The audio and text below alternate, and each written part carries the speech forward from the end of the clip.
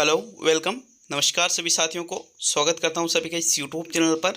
साथियों, आप सभी की मांग पर साइकोलॉजी की टेस्ट सीरीज शुरू की गई है, जो कि आपके थर्ड ग्रेड मुख्य परीक्षा जो है आपके जनवरी 2023 में, उसके लिए, साथ ही सेकंड ग्रेड शिक्षक भर्ती के लिए भी है। साथियों, दोनों में कॉमन टॉपिक है, तो बिल्कुल उनसे यहाँ पर एक एक टॉपिक से लगभग 60-70 प्रश्न यहाँ पर मैं करवाने वाला हूँ। आपके पहला जो टॉपिक है शैक्षणिक मनोविज्ञान का, जिसमें अर्थ, क्षेत्र एवं कार्य बिल्कुल दे रखा है साथियों सिलेबस में। आप चाहो तो सिलेबस चेक कर सकते हो। देखिएगा, पहला टेस्ट है ये। बहुत ही अच्छे वस्तुनिष्ठ प्रश्न, बिल्कुल जीरो लेवल से शुरू करेंगे और हार्ड लेवल की तरफ बढ़ते जाएंगे साथियों। तो चलिए शुरू करते हैं आज के इस वीडियो को। सेकंड वीडियो है आज का ये। इसके पहले भी मैंने राजस्थान जीके की क्लास नंबर 16 को अपलोड कर दिया है। एक ही क्लास में राजस्थान के समस्त अभयारण्यों को उसमें बताया गया है। तो चलिए देखते हैं पहला प्रश्न। प्रश्न संख्या 1 क्या है? देखिए, टॉपिक क्या है शैक्षणिक मनोविज्ञान में आपके अर्थ, क्षेत्र एवं कार्य। तो बिल्कुल शुरुआत से यहाँ पर हम देखने वाले हैं। सभी को पता होगा साथियों, शैक्षणिक मनोविज्ञान मतलब शिक्षा मनोविज्ञान की बात की जा रही है। किसकी बात की जा रही है? शिक्षा मनोविज्ञान की यहाँ पर बात की जा रही है।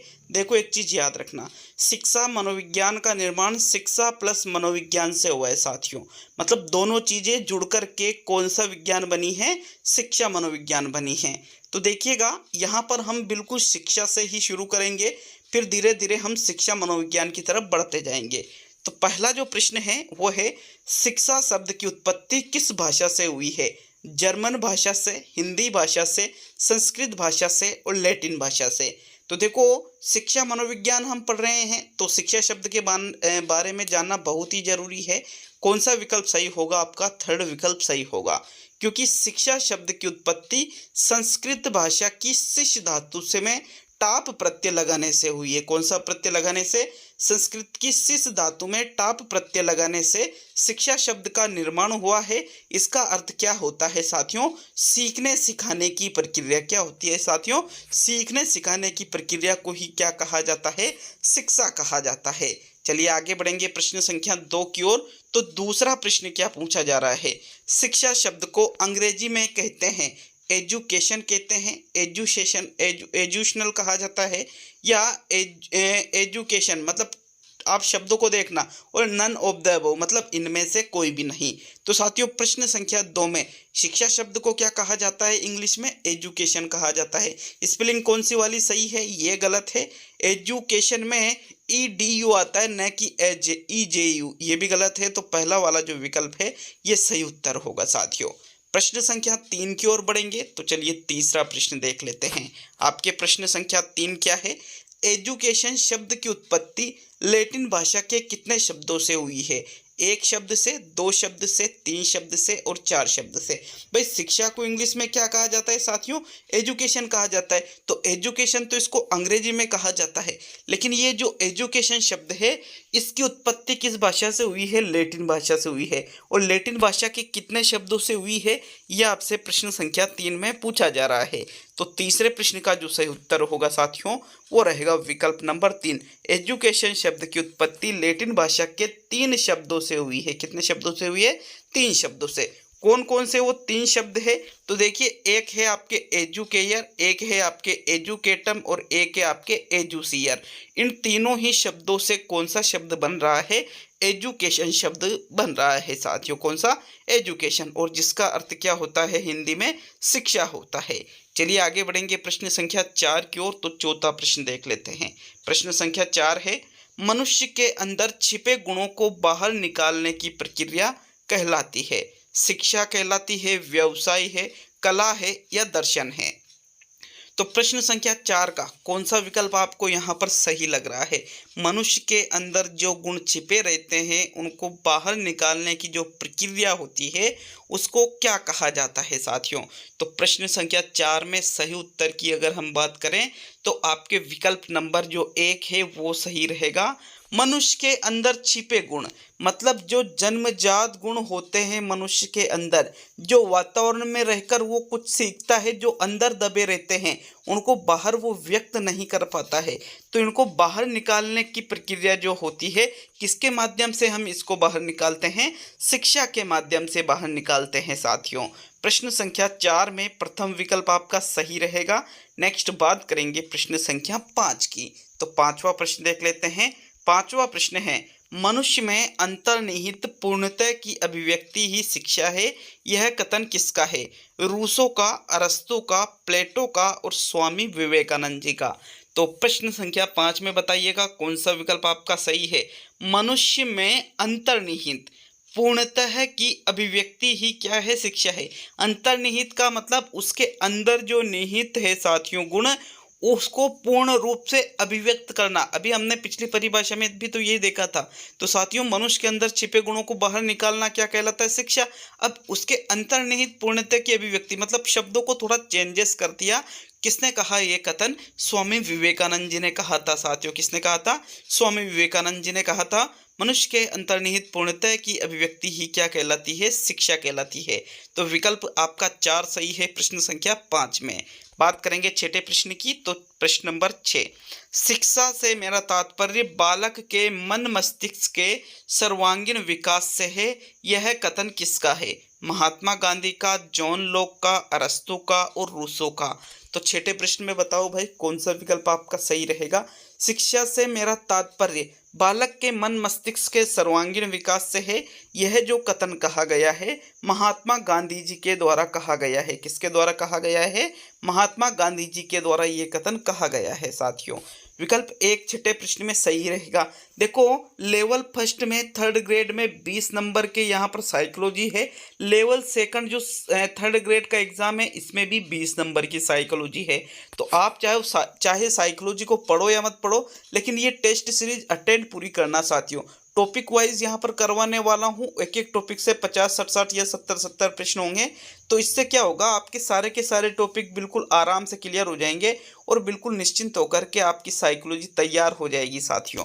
तो बिल्कुल नो टेंशन रहिएगा इस चीज़ के लिए। जीके की क्लास से आपके चलाई जा रही है और बोल रखा है कि 2 महीने में पूरा कोर्स करवाया जाएगा, क्योंकि यहाँ पर मैं आपको सिर्फ चीज़ों को समझाता हूँ, लिखाता नहीं हूँ। तो जल्दी टाइम कम समय में आपके पास ज़्यादा चीज़ें प्रोवाइड हो जाती है।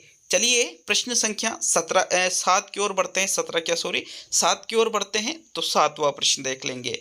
7वां प्रश्न है, शिक्षा और मनोविज्ञान के बीच की कड़ी है। शिक्षा है, मनोविज्ञान है, मानव व्यवहार है और गुण है।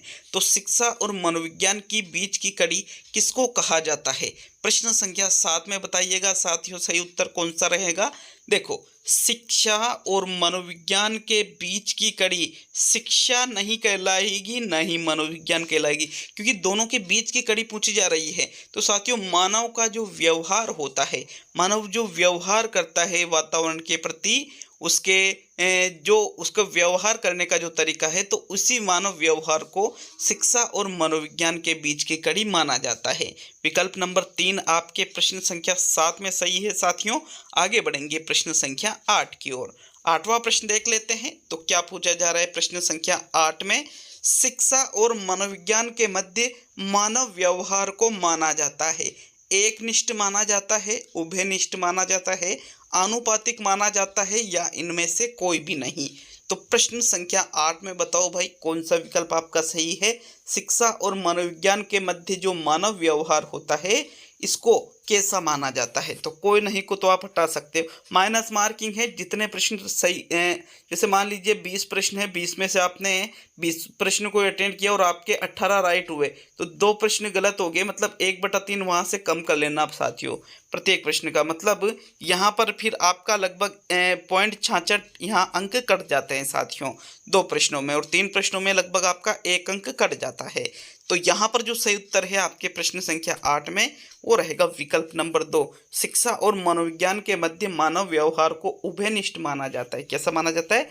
उभयनिष्ठ माना जाता है साथियों। दूसरा विकल्प आपके 8वें प्रश्न में सही है।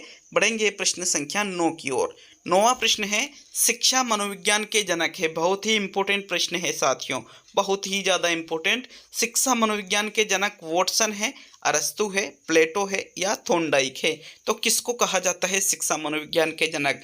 प्रश्न संख्या 9 में जो आपके सही उत्तर होगा, थॉर्नडाइक को ही शिक्षा मनोविज्ञान का जनक कहा जाता है साथियों।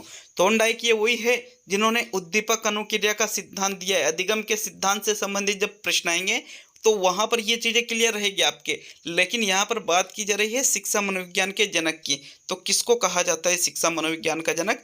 थॉर्नडाइक को कहा जाता है साथियों। अब क्यों कहा जाता है, इसका जवाब आपको अगले जो प्रश्न आएंगे उनमें मिल जाएगा आराम से, तो बिल्कुल निश्चिंत रहिएगा। यहाँ पर भी बता सकता हूँ, लेकिन उन जवाबों से भी मैंने प्रश्न बना दिए हैं। तो विकल्प 4 आपके सही रहेगा। आगे बढ़ेंगे प्रश्न संख्या 10 की ओर। देखो, ये थॉर्नडाइक ने ही सीखने के नियम भी प्रतिपादित किए थे। 3 तो मुख्य नियम दिए थे और 5 इन्होंने गौण नियम दिए थे साथियों। चलिए 10वें प्रश्न की ओर बढ़ते हैं। आपके प्रश्न नंबर 10, शिक्षा मनोविज्ञान की उत्पत्ति कब हुई थी? 1500 ईस्वी में, 1900 ईस्वी में, 1800 ईस्वी में और 1600 ईस्वी में। भाई देखो, ऐसा है, थॉर्नडाइक को इसका जनक कहा जाता है और इसकी उत्पत्ति साथियों कब हुई थी? 1900 ईस्वी में शिक्षा मनोविज्ञान की उत्पत्ति हुई थी। कब हुई थी? 1900 ईस्वी में साथियों, याद रखिएगा इसको। तो थॉर्नडाइक के माध्यम से हुई थी शिक्षा मनोविज्ञान की उत्पत्ति 1900 ईस्वी में। किसके माध्यम से हुई? थॉर्नडाइक के माध्यम से हुई। इसी वजह से थॉर्नडाइक को क्या कहा जाता है? शिक्षा मनोविज्ञान का जनक कहा जाता है साथियों। विकल्प 2 ही सही रहेगा प्रश्न 10 में। आगे बढ़ेंगे प्रश्न संख्या 11 की ओर। 11वां प्रश्न देख लेते हैं। तो प्रश्न संख्या 11 क्या है? शिक्षा मनोविज्ञान की उत्पत्ति किस देश में हुई? अमेरिका में हुई, फ्रांस में हुई, ऑस्ट्रेलिया में हुई या जर्मनी में हुई? तो बताइए प्रश्न नंबर 11 में आपके कौन सा विकल्प सही है? पूछा जा रहा है किस देश में शिक्षा मनोविज्ञान की उत्पत्ति हुई। अब दो चीजें तो आपको पता चल गई कि भाई शिक्षा मनोविज्ञान की उत्पत्ति थॉर्नडाइक के माध्यम से सन 1900 ईस्वी में हुई, लेकिन कहाँ पर हुई? मैंने क्या कहा, मैं वो चीज़ें, ये सारी चीज़ें आपको वहीं बता सकता था, लेकिन मैंने इनसे भी प्रश्न बनाए हैं तो माइंड में सारी चीज़ें सेट हो जाएगी आपके। कहाँ हुई साथियों? अमेरिका में हुई। कहाँ पर हुई? अमेरिका में हुई। तो 3 चीज़ें हमारे सामने आ चुकी है कि शिक्षा मनोविज्ञान की उत्पत्ति अमेरिका में सन 1900 ईस्वी में थॉर्नडाइक के माध्यम से हुई। अतः थॉर्नडाइक को शिक्षा मनोविज्ञान का क्या कहा जाता है? जनक कहा जाता है। विकल्प 1 आपके 11वें प्रश्न में सही है। देखो, शिक्षा मनोविज्ञान की ही एक शाखा है साथियों। ठीक है, मनोविज्ञान की कई शाखाएं, उनमें एक शाखा कौन सी है? शिक्षा मनोविज्ञान है। तो चलिए आगे बढ़ेंगे प्रश्न नंबर 12 की ओर। 12वां प्रश्न देख लेते हैं। प्रश्न नंबर 12 है, शिक्षा मनोविज्ञान की प्रथम पुस्तक कौन सी है? Education psychology, educate psychology, education philosophy और नन ऑफ द अबव। तो इनमें से प्रश्न नंबर 12 में कौन सा विकल्प सही रहेगा? जो शिक्षा मनोविज्ञान की प्रथम पुस्तक थी वो कौन सी है साथियों? 12वें प्रश्न में सही उत्तर बताइएगा। राइट आंसर देख लेते हैं। शिक्षा मनोविज्ञान की जो प्रथम पुस्तक है ये है आपके एजुकेशन साइकोलॉजी। कौन सी है? Education psychology. देखो, यहाँ टाइपिंग मिस्टेक की वजह से एजुकेट भी नहीं है, एजुकेशन फिलोसॉफी भी नहीं है, एजुकेशन यूँ आना चाहिए। यहाँ पर टाइपिंग मिस्टेक की वजह से आ गया साथियों, इसके लिए मैं क्षमा चाहता हूँ। तो देखिए, यहाँ पर मैं लिख रहा हूँ एजुकेशन, एजुकेशन और साइकोलॉजी। ये नाम था किसका? शिक्षा मनोविज्ञान की प्रथम पुस्तक का, जो किसके द्वारा लिखी गई है? थॉर्नडाइक के द्वारा लिखी गई है साथियों। किसके द्वारा? थॉर्नडाइक के द्वारा। तो 4 चीजें यहाँ पर बता चुका हूँ। कौन कौन सी? शिक्षा मनोविज्ञान की उत्पत्ति अमेरिका में हुई, 1900 ईस्वी में हुई। किसके माध्यम से? थॉर्नडाइक के माध्यम से हुई। और जो शिक्षा मनोविज्ञान है इसकी प्रथम पुस्तक कौन सी है? एजुकेशन साइकोलॉजी है, जो कि थॉर्नडाइक के द्वारा ही लिखी गई थी साथियों। तो मतलब सारी चीज़ों में अभी थॉर्नडाइक आ रहा है यहाँ पर। तो इसी वजह से एजुकेशन साइकोलॉजी का जनक या शिक्षा मनोविज्ञान का जनक भी किसको कहा जाता है? थॉर्नडाइक को ही कहा जाता है। यहाँ वैसे चौथा विकल्प सही हो सकता है। क्यों? क्योंकि टाइपिंग मिस्टेक की वजह से नन ऑफ द अबव, इनमें से कोई नहीं वाला विकल्प भी दे रखा है मैंने। तो फिर साथियों वैसे मैंने यहाँ एजुकेशन ही लिखा था, टाइपिंग मिस्टेक की वजह से यू की जगह ए टाइप हो गया, इसके लिए मैं क्षमा चाहता हूँ। ठीक, तो विकल्प 1 को मैं सही कर रहा हूँ यहाँ। आगे बढ़ेंगे प्रश्न नंबर 13 की ओर। 13वां प्रश्न देखते थे। आपके प्रश्न नंबर 13 है, एजुकेशन साइकोलॉजी नामक पुस्तक किसने लिखी? इस प्रश्न का उत्तर मैं 12वें प्रश्न में बता चुका हूं कि एजुकेशन साइकोलॉजी पुस्तक जो शिक्षा मनोविज्ञान की प्रथम पुस्तक है, सन 1900 ईस्वी में थॉर्नडाइक के द्वारा लिखी गई है साथियों। अब लिखी भी कब गई है? 1900 ईस्वी में, जब शिक्षा मनोविज्ञान की उत्पत्ति हुई तभी इस पुस्तक को, मतलब इस पुस्तक को लिखने के बाद ही शिक्षा मनोविज्ञान की उत्पत्ति मानी जाती है साथियों। कौन सी पुस्तक? एजुकेशन साइकोलॉजी नामक पुस्तक को लिखने के बाद ही शिक्षा मनोविज्ञान की उत्पत्ति मानी जाती है। और जनक किसको माना जाता है? थॉर्नडाइक को। कब लिखी गई? 1900 ईस्वी में। चलिए आगे बढ़ेंगे प्रश्न नंबर 14 की ओर। तो 14वां प्रश्न देख लेते हैं। आपके प्रश्न नंबर 14 क्या है? शिक्षा मनोविज्ञान को सर्वप्रथम विश्वविद्यालय के पाठ्यक्रम में कब जोड़ा गया? अब आप कहोगे कि सर सारे के सारे प्रश्न फैक्ट पर आधारित पूछ लिया आपने। तो शुरू में सारे प्रश्न फैक्ट पर आधारित है क्योंकि सरल है, फिर इसके बाद मैं धीरे धीरे कठिनता की ओर बढ़ूंगा साथियों में। सरल से कठिन की ओर जो शिक्षण सूत्र है ना, उसका पालन यहाँ पर किया जा रहा है। तो विकल्पों को देखिएगा, 1902 में, 1905 में, 1910 में, 1912 में। 20 में से 20 क्वेश्चन, जो 20 में से 20 नंबर लाना चाहते हो आप, तो टेस्ट सीरीज पूरी अटेंड करना साथियों।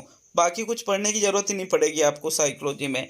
तो देखो प्रश्न नंबर 14 में जो सही उत्तर है, शिक्षा मनोविज्ञान को सबसे पहले विश्वविद्यालय के पाठ्यक्रम में 1912 में जोड़ा गया था।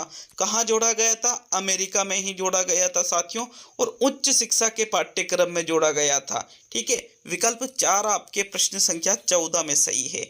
चलिए आगे बढ़ेंगे प्रश्न नंबर 15 की ओर। तो 15वां प्रश्न देखेंगे। आपके प्रश्न संख्या 15 कौन सा है? शिक्षा मनोविज्ञान को उसका निश्चित स्वरूप कब प्रदान किया गया? 1912 में, 1915 में, 1916 में और 1920 में। बताइए प्रश्न नंबर 15 में कौन सा विकल्प आपका सही रहेगा? देखिएगा यहाँ पर ये जो साइकोलॉजी की टेस्ट सीरीज है, 3rd ग्रेड मुख्य परीक्षा जनवरी 2023, 2nd ग्रेड शिक्षक भर्ती, 1st ग्रेड शिक्षक भर्ती, इन सभी के लिए बेहद उपयोगी है साथियों। तो 15वें प्रश्न में जो सही उत्तर है वो रहेगा आपके विकल्प नंबर 4। 1920 में शिक्षा मनोविज्ञान को उसका निश्चित स्वरूप प्रदान किया गया था। कब किया गया था? 1920 में किया गया था। विकल्प नंबर 4 आपके सही रहेगा 15वें प्रश्न में। अब किसने किया था साथियों, ये भी देख लेते हैं। तो अमेरिका के 4 प्रसिद्ध मनोवैज्ञानिकों के द्वारा 1920 में शिक्षा मनोविज्ञान का निश्चित स्वरूप प्रदान किया गया था। कौन कौन थे वो मनोवैज्ञानिक? तो थॉर्नडाइक थे, टर्मन थे, स्टेनले हॉल थे और C.H. जड़ थे साथियों। इनके द्वारा ही शिक्षा मनोविज्ञान को उसका निश्चित स्वरूप 1920 में प्रदान किया गया था।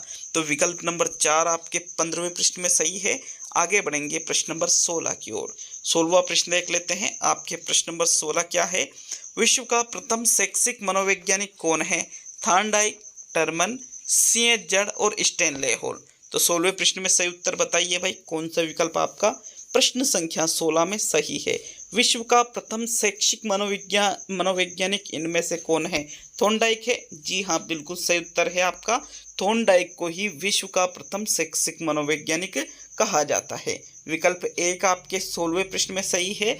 नेक्स्ट बात करेंगे साथियों प्रश्न संख्या 17 की। तो 17वां प्रश्न, विश्व का प्रथम शैक्षिक मनोवैज्ञानिक भी थॉर्नडाइक है और शिक्षा मनोविज्ञान के जनक भी कौन है? थॉर्नडाइक है साथियों। तो 17वां प्रश्न देख लेते हैं। आपके प्रश्न नंबर 17 है, शिक्षा मनोविज्ञान की वह शाखा है जो शिक्षण एवं अधिगम से संबंधित है। यह कथन किसका है? कोलसनिक का, जीन पियाजे का, स्किनर का, स्टीफेन का। तो इन चारों में से देखिएगा, शिक्षा मनोविज्ञान से संबंधित ये जो कथन कहा गया है कि शिक्षा मनोविज्ञान क्या है? मनोविज्ञान की वह शाखा जो शिक्षण एवं अधिगम से, तो शिक्षण से भी संबंधित है और अधिगम से भी संबंधित है। ये कथन किसके द्वारा कहा गया है साथियों? शिक्षा मनोविज्ञान की यह जो परिभाषा दी गई है, ये B.F. स्किनर, ब्रूसस फ्रेडरिक स्किनर इनका पूरा नाम था। इनके द्वारा ही शिक्षा मनोविज्ञान की ये परिभाषा दी गई है कि शिक्षा मनोविज्ञान कौन सी शाखा है मनोविज्ञान की जो किससे संबंधित है? शिक्षण से और अधिगम से साथियों। तो 3rd विकल्प आपके 17वें प्रश्न में सही है। आगे बढ़ेंगे प्रश्न नंबर 18 की ओर। 18वां प्रश्न देख लेते हैं। शिक्षा मनोविज्ञान मानव के शैक्षिक विकास का दर्पण है, यह कथन किसका है? स्टीफेन का, क्रो एंड क्रो का, जीन पियाजे का और थॉर्नडाइक का। तो 18वें प्रश्न में सही उत्तर हम देखें साथियों, कौन सा विकल्प आपका सही रहेगा? शिक्षा मनोविज्ञान मानव के शैक्षिक विकास का दर्पण है, जिसमें आप ये देख सकते हो कि मानव का जो शैक्षिक विकास हुआ है वो किस प्रकार हुआ है। उसका दर्पण का मतलब क्या होता है? प्रतिबिंब देखना अपना, जैसे अपन दर्पण में अपना चेहरा देखते हैं ना, तो उसी प्रकार शिक्षा मनोविज्ञान में भी मानव के शैक्षिक विकास का आप पूरा क्रम देख सकते हो। ये जो कथन कहा गया है ये किसके द्वारा कहा गया है साथियों? जीन पियाजे के द्वारा कहा गया है। किसके द्वारा कहा गया है? जीन पियाजे के द्वारा। विकल्प नंबर 3 आपके 18वें प्रश्न में सही है। आगे बढ़ेंगे साथियों प्रश्न संख्या 19 की ओर। तो 19वां प्रश्न देखते हैं। आपके प्रश्न नंबर 19 है, शिक्षा मनोविज्ञान का संबंध है शिक्षक से है, शिक्षण से है, कक्षा कक्ष वातावरण से है, छात्र से है और इनमें से सभी से है। अब आप कहोगे कि सर आपने तो 5 विकल्प डाल दिए। तो भैया जी ऐसा है कि ये आपको तैयारी के लिए ये चीज़ें प्रोवाइड करवाई जा रही है। किसके लिए? तैयारी के लिए, कि आपकी तैयारी बेहतरीन हो सके। वहाँ तो 4 ही विकल्प रहेंगे, मैं मान रहा हूँ, लेकिन यहाँ पर आपको अभी तैयारी करवाई जा रही है चीज़ों की। अतः साथियों विकल्प नंबर जो 19वें में कौन सा सही रहेगा? शिक्षा मनोविज्ञान का संबंध शिक्षक से भी है, शिक्षण से भी है, कक्षा कक्ष के वातावरण से भी है और छात्र से भी है। मतलब इनमें से सभी से जो 5वां विकल्प है वो 19वें प्रश्न में सही रहेगा साथियों। अब आज का अंतिम और 20वां प्रश्न देखेंगे। अच्छा लगे वीडियो तो लाइक और शेयर जरूर करिएगा साथियों।